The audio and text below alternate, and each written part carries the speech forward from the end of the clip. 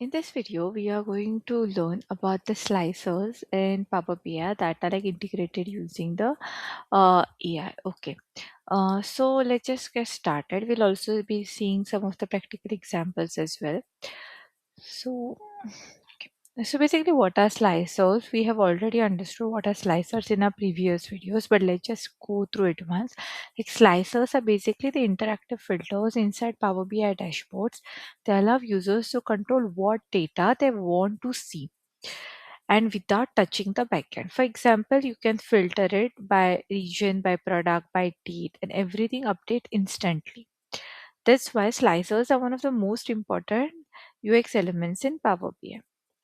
So why normal slicers like kind of fail or but fail? Traditional slicers are like not that smart. Users have to manually scroll, click, and search through long list. And when your data set is big, this becomes frustrating.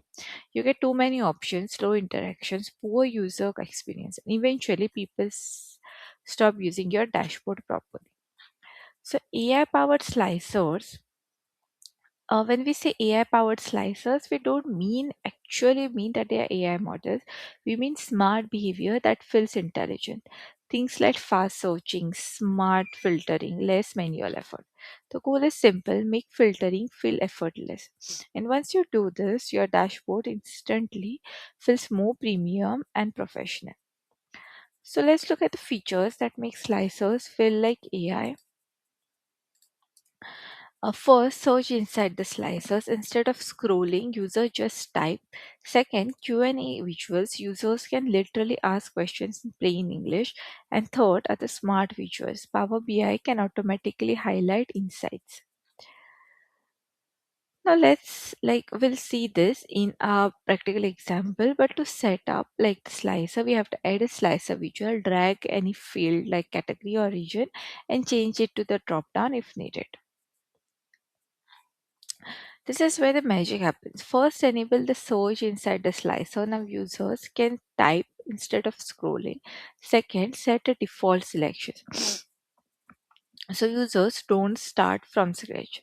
Third, keep your UI clean and remove unnecessary clutter.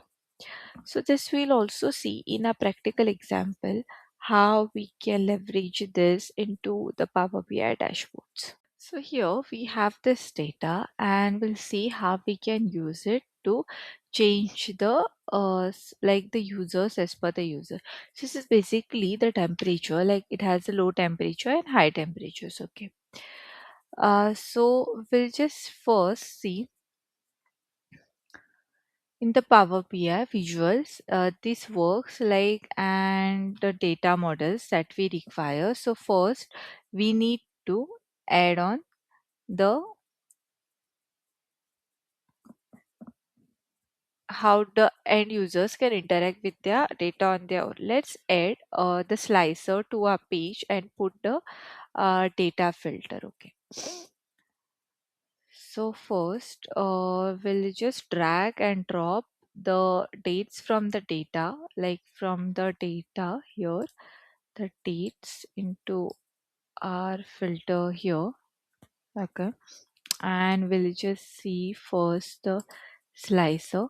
Okay.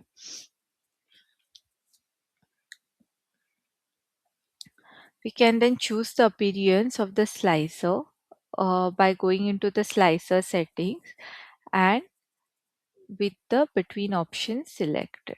Okay, so we'll just go. Yes, we'll just skip it like a month or maybe a day. 1 second. Let's just.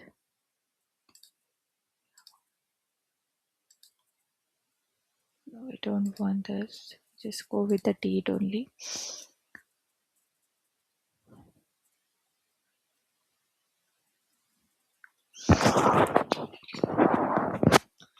We just go into the slicers and the slicer settings. We'll go between. Okay. So this is how it will be displayed here. Okay. And now we can choose the range by moving the endpoints directly with the slicer. So in this manner, we will be able to directly move the states and see our data has been changing out a little bit. Okay. So now,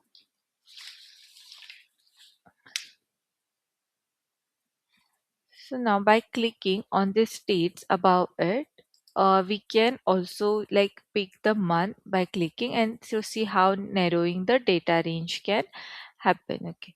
So for the next one, but we don't have that data, right? So we can just go here and here as well. Okay, see, if we go click here, it kind of becomes like, the month wise it is going to give us. And because we have this data from 2020, we have to kind of go into the next year.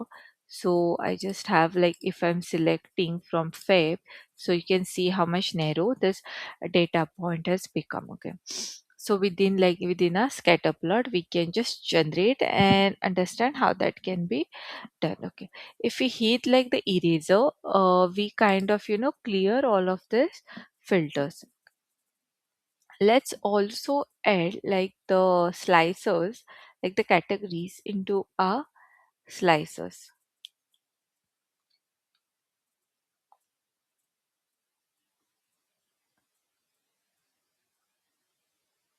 Okay, so here I'll just go and outside and click a slicer, and from here we'll just drag and drop the sub regions. Okay, and we'll fill into a grid section as the filled. Okay, and we'll just have like both of them basically, the region and this. And now we can remove, like can we can remove, this means we can apply the filters. Okay, so here I'm just going to go into the filters. Okay, and from here, yes, I'll just select,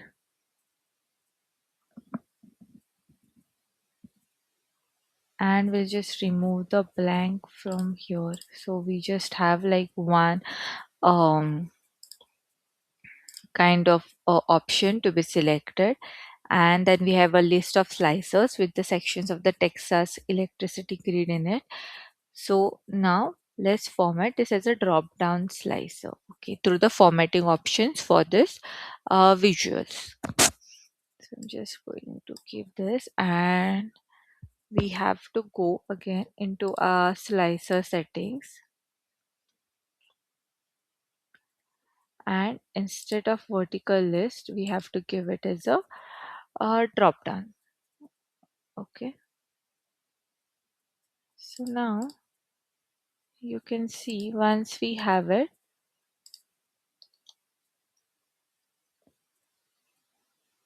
so now you will be see we can have this as a drop down, and this is going to get selected and other fields. For example, within each of these sections we can have cities. Okay, so for example, now to go into the stations, and here just click on this and we can have the cities as well.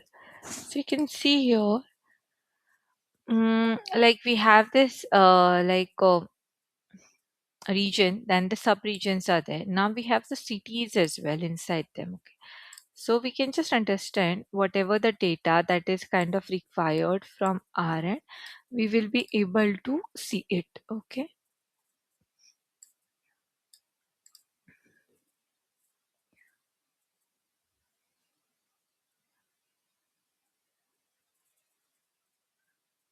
so now if we want to kind of select any other city or anything, and we can also have these IDs as well. We can just add on like how many um the kind of the categories or anything that you require, so everything will be here. And based on it, see, suppose if I'm just selecting, I'm like selecting whole of this, yeah, city, but if I just want for coast. Okay, it's just going to give for whole of this, but I don't want for this Galveston, I just want for Houston.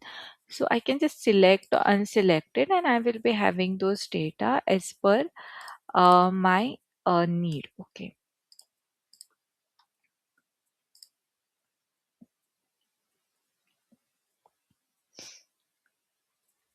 so this is how basically the slicers we can use it and understand into our city, into our day to day.